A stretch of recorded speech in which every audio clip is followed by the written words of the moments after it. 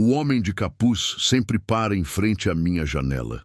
Todas as noites, exatamente às 3h03 da madrugada, ele aparece, no mesmo ponto da calçada, de pé, imóvel, com um capuz negro escondendo o rosto e a cabeça sempre virada para a minha janela. No começo, achei que era coincidência. Um andarilho, um vizinho estranho, mas ele não anda, ele não se mexe, ele apenas observa.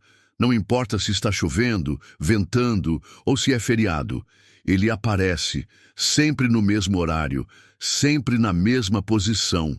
Mas o pior não é quando ele chega, é quando ele desaparece. Porque toda vez que ele some, algo dentro da minha casa muda.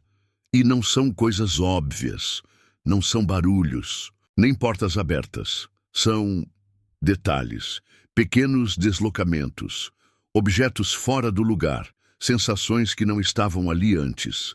Essa é a história de uma vigília silenciosa, de um visitante que nunca entra, porque talvez ele nunca tenha saído. Talvez quando você estiver lendo isso, eu já tenha desaparecido. Eu não sou escritor, nem estou tentando criar uma história. É sobre ele, o homem de capuz, que aparece toda noite, em frente à minha janela. Estou escrevendo porque preciso avisar as pessoas. Meu nome é Gabriel Monteiro, tenho 32 anos. Essa é a minha história. Minha mãe era professora de literatura. Viajávamos muito, mudávamos de cidade como quem troca de livro. Depois que meu pai foi embora, ela dizia que ficar em um só lugar fazia as raízes apodrecerem. Talvez por isso, eu nunca tenha aprendido a me apegar a nada. Aos 29, conheci alguém. Achei que era amor. 3 anos depois, eu mal conseguia reconhecer meu próprio reflexo.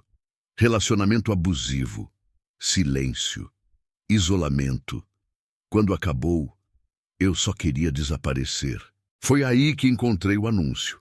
Um apartamento com aluguel barato, silencioso, no interior de Minas Gerais, uma cidade pequena chamada Passagem do Meio. O nome já me pareceu estranho, mas não pensei 2 vezes.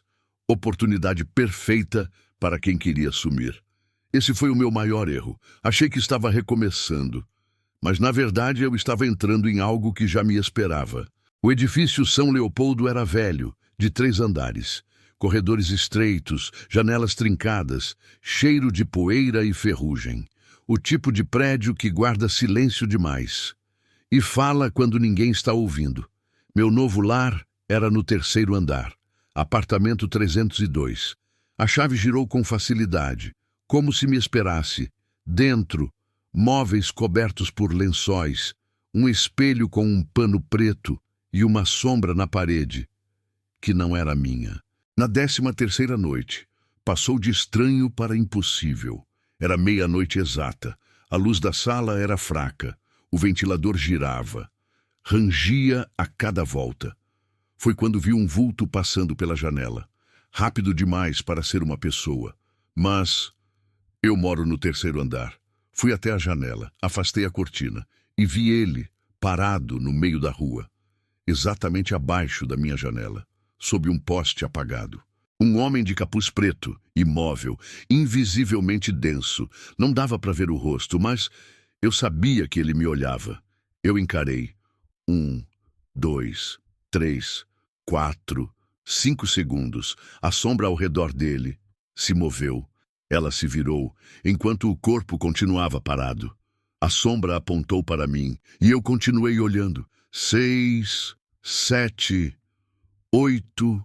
Quando a cabeça dele começou a se inclinar para o lado, eu travei. 9, 10. Foi aí que tudo começou. Pois, sem saber, eu quebrei a primeira regra. Na manhã seguinte, havia um envelope sob a porta. Dentro, o manual do condomínio.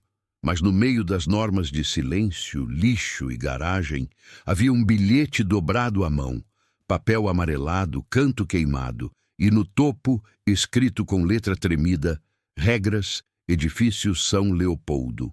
1. Nunca encare o homem da janela por mais de 10 segundos. A partir daí, ele começa a ver você também. 2. Nunca deixe a janela entreaberta após as 23h59. Você não quer que ele ache um caminho. 3. Não tente fotografá-lo ou filmá-lo. A câmera não capta imagem, só dor. 4. Se o interfone tocar entre meia-noite e 1, não atenda. 5. Não retire o pano do espelho do banheiro. Ele gosta de reflexos e de se esconder neles. 6. Se ouvir alguém te chamando do lado de fora, mesmo que seja sua própria voz, não responda, nem abra. 7. Se quebrar mais de uma regra, você não terá mais janelas para se esconder. Desci até a portaria com o bilhete. O síndico, um homem de terno gasto e rosto cansado, nem me olhou nos olhos. O senhor leu tudo? As regras? Perguntei. Ele apenas assentiu. Então o senhor já sabe o que não pode ser desfeito, e voltou para dentro da guarita, como se tivesse entregue uma sentença. Fui até o mercadinho. Dona Celina arrumava as prateleiras com mãos trêmulas. Comentei como quem desabafa. Tem alguém que aparece em frente ao prédio, à noite. Fica só, parado. Ela derrubou uma lata. Os olhos dela perderam a cor. Você viu ele? Vi. Ela se aproximou e sussurrou. Então já é tarde. Tarde para quê? Ela apenas murmurou. Você já quebrou alguma das regras? Demorei para responder, mas quando disse sim, ela se virou. Então não tem muito tempo. E desapareceu pelos fundos do armazém. Naquela noite, ele voltou, mas desta vez, mais próximo da janela. A sombra dele já tocava a parede do meu quarto. E quando apaguei as luzes, uma marca escura apareceu no vidro, como uma mão, mas por dentro da casa, com a janela trancada, Lúcius.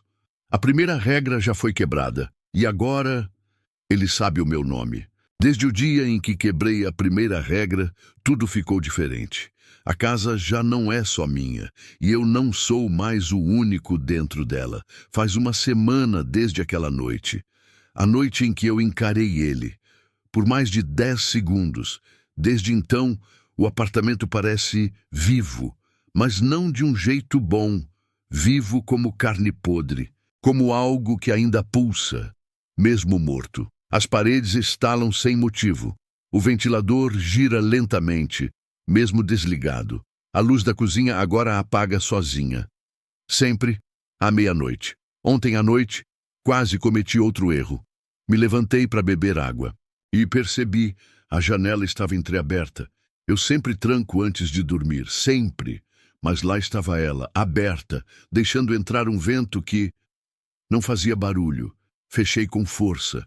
O trinco travou, mas no vidro havia vapor. Como se alguém tivesse respirado ali, bem de perto. Pela manhã fui até a portaria. O síndico já não parecia me ver como antes. Ele me olhou de cima a baixo e disse apenas: é assim que começa, as pequenas coisas. Quando perguntei o que ele queria dizer, ele só murmurou: o prédio vai testando você. Voltei para o apartamento tentando ignorar, mas ao passar pelo corredor, senti algo estranho vindo da parede da sala. Uma corrente de ar saía entre duas placas de azulejo, quase imperceptível. E então ouvi uma batida suave, como se alguém tivesse batido do outro lado. Meu corpo agiu antes da mente. Empurrei o azulejo. Ele cedeu e caiu, e revelou uma pequena abertura. Dentro, um pedaço de papel velho. Era apenas uma folha amassada, desbotada, parcialmente rasgada, escrita à mão: se o interfone tocar entre meia-noite e 1, não atenda. Eu parei. Reconheci aquilo. Regra número 4. Naquela noite, não consegui dormir. Fiquei sentado no sofá, esperando. 23h59. A luz da sala piscou. O relógio da parede travou. 00:17. O interfone tocou. Não tocava assim, nunca tão alto. Era como se vibrasse dentro da minha cabeça. Fiquei olhando para ele. Era só não atender, era só não quebrar outra regra, mas meu nome soou baixinho, como um sussurro. dentro do telefone. Gabriel, minha voz. Atendi. A respiração do outro lado era úmida, pesada, como se estivesse ouvindo algo que me consumia. A voz dentro do telefone disse: a sua voz já soa como a minha. O ambiente ficou em um silêncio fúnebre. O interfone desligou sozinho. Fui até a janela. Ele estava lá, inclinado, a cabeça para cima, imóvel. Mas agora ele sorria. Não havia boca visível, mas a sombra dele sorria. De manhã fui ao mercado. Dona Celina não falou comigo, mas deixou um bilhete no balcão sem me olhar nos olhos. Se ele te ligar de novo, não atenda a sua própria voz. Voltei para casa com aquilo na mão. No saguão do prédio, pude ver o meu reflexo no espelho. Mas algo estava errado. O meu reflexo estava parado, mas eu ainda me movia. Lúcius. Eu atendi. A quarta regra foi quebrada. E depois disso, algo no espelho mudou. Eu pisquei, mas meu reflexo, não, agora são duas regras violadas. E eu consigo sentir. Ele está ganhando força. A minha voz já soa como a dele, e a dele já soa como a minha. E desde então, o apartamento já não me obedece mais. As coisas se movem sozinhas. As luzes apagam quando eu apenas penso. E hoje ouvi a minha própria voz, do lado de fora da porta. O terceiro andar do edifício São Leopoldo sempre foi silencioso. Nenhum vizinho, nenhum som. Mas ontem à noite, quando voltei do mercado, algo havia mudado. Ao subir as escadas, senti o ar mais frio. Não um frio comum. Era um frio parado, espesso, como se as paredes respirassem ao contrário. Cada degrau rangia em desacordo com o meu passo, como se alguém subisse comigo, um passo depois do meu. Mas, quando me virei, não havia ninguém. No 302, a porta estava entreaberta. Eu tinha trancado. Sempre tranco. Empurrei devagar. Tudo parecia no lugar. Mas o ar lá dentro tinha cheiro de coisa viva, não de gente, de coisa. Fui até o banheiro. O pano preto ainda cobria o espelho. Mas agora estava molhado. Escorria uma água escura.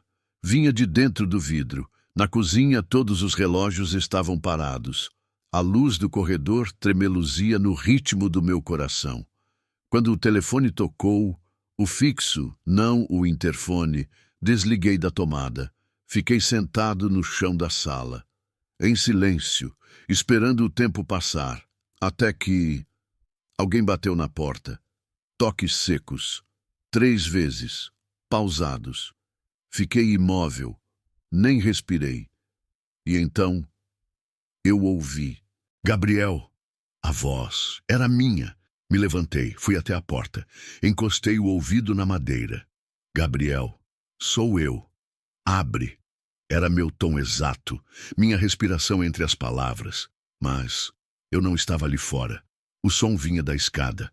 Alguém, ou alguma coisa, estava no patamar abaixo, falando comigo, com a minha voz.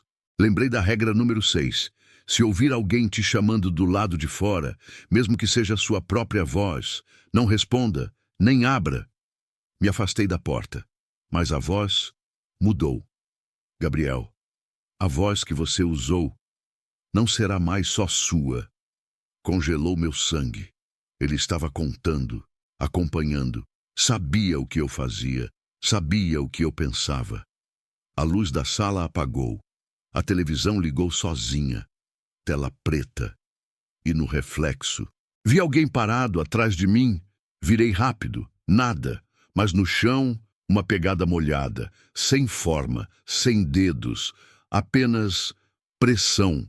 Fiquei acordado até o amanhecer, dei 2 voltas na fechadura, coloquei um pano embaixo da fresta, tapei o olho mágico, mas às 13h47 da manhã, o pano do espelho caiu sozinho, não foi puxado. Ele se dissolveu, como se nunca tivesse estado ali. No espelho, eu estava parado, mas piscava fora do tempo. O reflexo piscava antes de mim. Ele sorriu e piscou de novo. Lúcius. Eu não abri a porta, mas eu ouvi. E talvez isso já tenha sido o suficiente. 3 regras quebradas. E agora, o som da minha própria voz não me obedece mais. Eu sei que estou me perdendo. Naquela noite acordei 3h03 da madrugada, sem alarme, sem barulho. Estava frio, o ar tinha cheiro de terra molhada, mas não havia chovido. Meus pés pisaram no chão gelado e a luz da rua entrava pela janela aberta. A tranca estava solta, a cortina rasgada, e no vidro havia marcas de dedos. No lado de dentro, fui até o interruptor. Nada. A luz não respondia. Peguei o celular para iluminar e vi algo pior. Havia pegadas no teto, vindo em minha direção.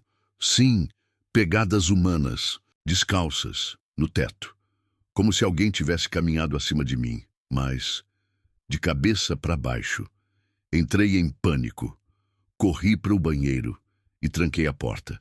Coloquei o pano de volta sobre o espelho, mesmo sabendo que ele não ficaria ali por muito tempo. O telefone fixo, desligado da tomada, começou a tocar. Toques curtos, intervalados. Trim, trim, trim. Não atendi. Sentei no chão do banheiro, luz apagada. O som ecoava pelos azulejos. E então, ouvi uma risada, baixa, abafada, vindo do encanamento. Aproximei o ouvido da parede e ouvi com clareza. Este é o meu domínio agora. Depois, um silêncio espesso, como se o ar tivesse sido retirado do cômodo. Mais tarde, voltei para a sala, celular na mão. A tela começou a piscar. Notificações antigas, apagadas. E na galeria, fotos que eu nunca tirei, fotos do meu rosto, dormindo, fotos tiradas de cima, de dentro do quarto. Me escondi debaixo da cama e fiquei ali, esperando o dia nascer. Às 8 da manhã, desci até a portaria, mas o síndico não estava. Quem me atendeu foi uma senhora magra, pele muito clara, olhos fundos. Disse que ele havia deixado o prédio, mas ele me entregou as regras há apenas 2 dias. Quando mencionei isso, ela respondeu apenas: aqueles que entregam as regras também têm prazo. No caminho de volta, passei pela porta do 201. Estava aberta. Um menino pequeno, talvez 6 anos, me olhava do vão. Tentei sorrir, mas ele falou antes. Você viu o outro você? Travei. O quê? Ele apontou para o teto. O que anda de cabeça para baixo.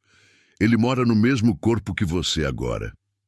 Lúcius, eu não sei quantas regras já foram quebradas, mas ontem eu chorei, e o som do meu choro veio da cozinha e não da minha boca. Eu sei o que você está pensando, e confesso, eu também pensei. Por que você não foi embora, Gabriel? A verdade é que eu quis, mas quando não temos nada, qualquer lugar vira abrigo, mesmo quando está queimando por dentro. Eu cheguei a fazer as malas, 2 vezes.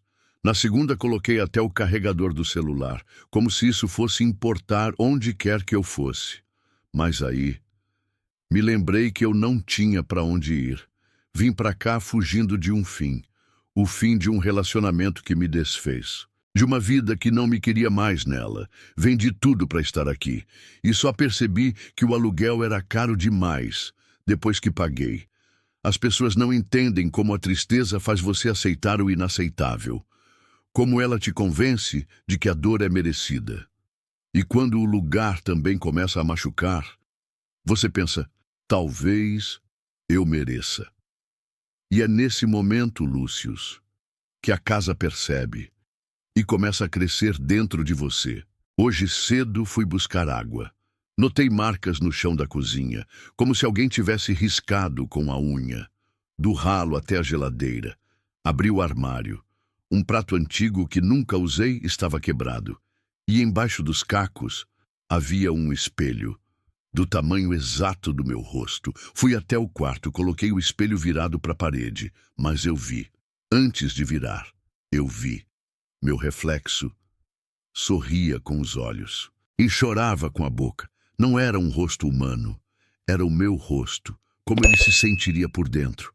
Naquela noite, sonhei com ela, com minha ex. Ela me dizia: você já estava vazio antes, só precisaram sussurrar, e você abriu a porta sozinho. Acordei com o barulho da porta batendo, mas eu tinha trancado. Na sala tudo parecia igual, exceto por uma folha de papel, presa na parede com uma faca de cozinha. Era a 7ª regra. Se você tentar sair, a casa sai com você, eu ri. Mas era tarde demais. A casa já não estava só no concreto. Ela estava em mim. No jeito como olho o mundo, no modo como respiro devagar, no silêncio, que me parece confortável demais. Hoje, enquanto escrevo isso, percebo que o notebook está desligado, mas as letras continuam aparecendo. Não sei se sou eu quem está digitando. Se essa carta chegar até você, talvez ainda dê tempo de alertar alguém, antes que eu perca a lucidez. Cuidado, pois a tristeza e a depressão abrem portais que nunca deveriam ser abertos. A tela do notebook apagou. Ficou tudo escuro. Olhei ao redor e então tudo escureceu de vez. Acordei em uma cama fria, o lençol duro, cheiro de desinfetante e metal velho. A luz branca demais forçava meus olhos a permanecerem abertos. A janela era fosca, mostrava apenas vultos do lado de fora, como se o mundo já não estivesse lá.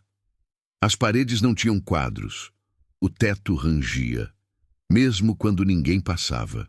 E o relógio na parede não fazia barulho. Durante os primeiros dias, achei que estava morto, mas mortos não choram, nem sentem medo. Um enfermeiro disse que me encontraram trancado no banheiro do apartamento. Eu repetia palavras sem sentido, com os olhos vidrados no espelho. O mesmo espelho da regra 5. Disseram que me salvaram. Foi o que disseram. Amanhã receberei alta. O médico sorriu.